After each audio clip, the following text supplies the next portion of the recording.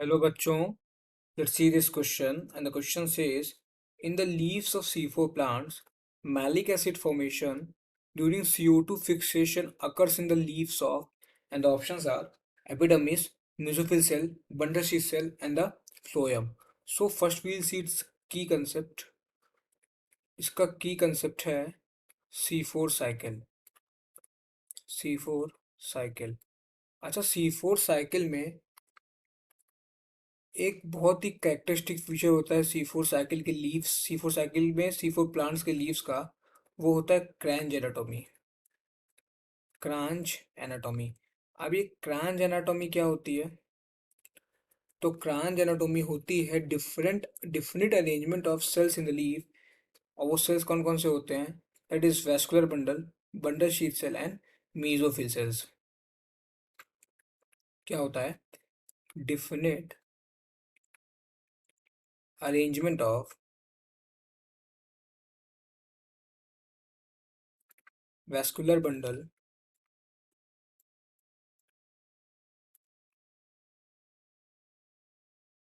Bundle sheath cell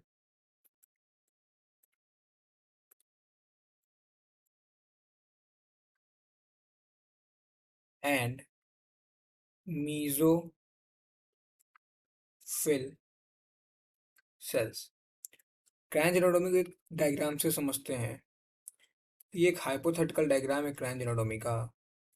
इससे definite arrangement of different cells पता चल जाएगी और क्रैंच एनाटॉमी भी क्लियर हो जाएगा। So this is the hypothetical diagram of Kranz anatomy. ये ब्लू वाला है, ये है vascular bundle. The red one is bundle sheath cell, bundle sheath cell, and the green one is mesophyll cells.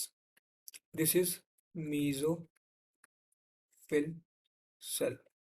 इसको देख के पता लग रहा है साफ साफ कि सबसे अंदर वेस्कुलर बंडल है, उसके बाद बंडल शीथ सेल है, फिर है मेसोफिल सेल। सो ये क्रैंच एनाटॉमी का डायग्राम हो गया और ये क्रैंच एनाटॉमी हो गई। अब बात करते हैं सी फोर साइकिल में और क्या क्या होता है। तो सी फोर साइकिल में दो CO2 एक्सेप्टर्स होते हैं, टू CO2 एक्सेप्टर्स होते हैं।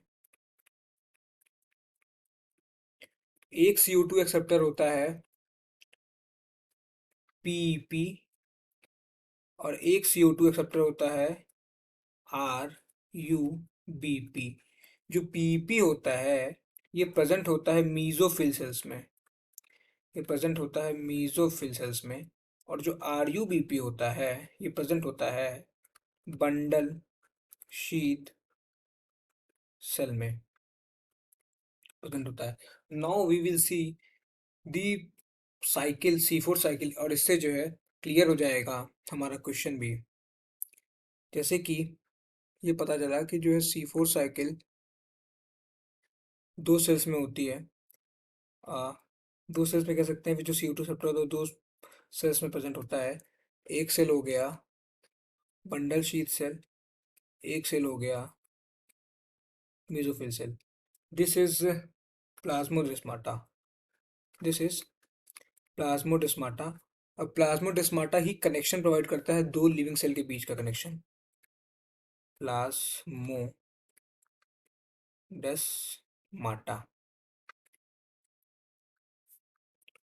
दिस।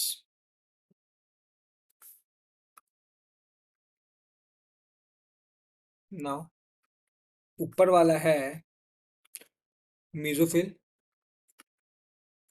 और जो नीचे वाला है ये है bundle sheath cell.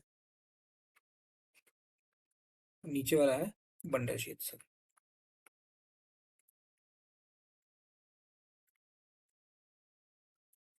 So first will see, जैसे कि पता है कि जो है मेसोफिल सेल में पीपी प्रेजेंट होता है। सो पीपी CO2 के साथ कंबाइन करके बनाता है ऑक्जेलो acetic acid.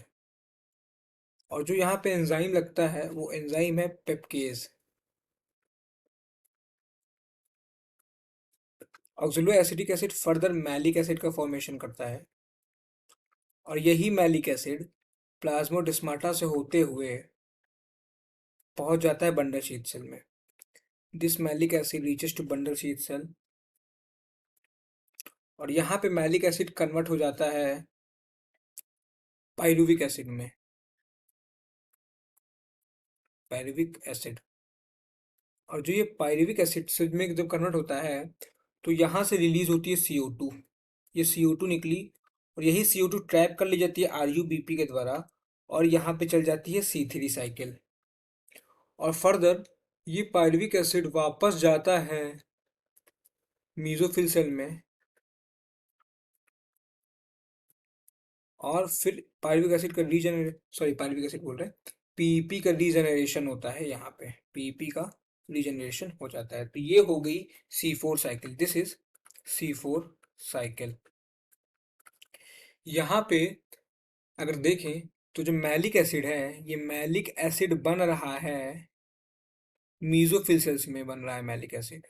So according to this, our answer will be malic acid formation during CO2 fixation occurs in the mesophyll cells.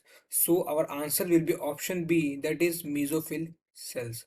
I hope you understood it well. Thank you and all the very best.